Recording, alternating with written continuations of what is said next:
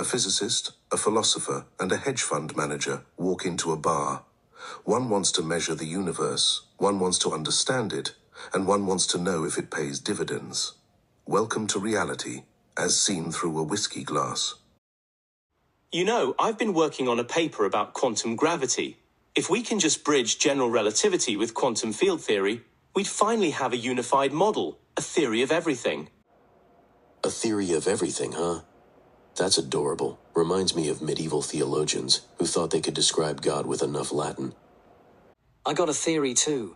If the Fed raises rates again, I'm buying farmland and canned beans. Come on, this is serious. Gravity curves space-time. Quantum mechanics governs the very small. If we can fuse the two, we'll understand the entire structure of the cosmos. Structure? You're assuming the universe has a structure that can be known, as if it's a puzzle, waiting for the cleverest monkey to solve it. Maybe it's more like a dream, or a metaphor. My ex said that once. Then she took the house. The point is, science works, predicts eclipses, builds rockets, powers phones. That's not metaphor, that's results.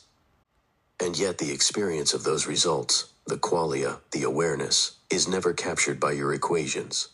A photon doesn't feel like red. A brain scan isn't the taste of coffee. You're mistaking syntax for semantics. Look, the truth is simple: buy low, sell high. Everything else is noise. Tell me, do your equations account for themselves? Can you model the act of modeling? That's philosophy. I'm talking physics. Testable, falsifiable, empirical. And I'm saying your tests are framed by human perception and cognition. The map is not the territory. You're staring at shadows on the cave wall. Okay, tell me, can you mortgage metaphysics? What's the point of all this talk if it doesn't generate profits? You're mocking this, but your entire industry is built on mathematical models and market predictions. Exactly. We model chaos, gamble on psychology, and pray we're early. At least you're honest about it. Look, you say reality is made of particles. He says it's made of ideas. I say if I can't buy a condo with it, it's not real. So, money is your ontology? Well, yeah, money is the closest thing we have to collective belief made flesh. More reliable than truth. More motivating than beauty. Which reminds me, who's paying for these drinks? You're the richest one here, mate. The drinks are on you. Now look, even if you found your holy grail, some elegant 10-dimensional string symphony, you still wouldn't know what the universe is. You'd have a description, a model. Science doesn't give you truth, it gives you tools. A good model is truth. It matches the data. Matches what data? Sensory inputs are filtered through human cognition, interpreted through language shaped by culture.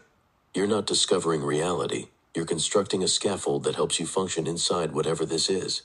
Look, if you crack the universe, what's the ROI on that? Can I invest in it before it IPOs? You don't take this seriously, but this is the foundation of everything. Space, time, matter. We're talking about the fabric of existence.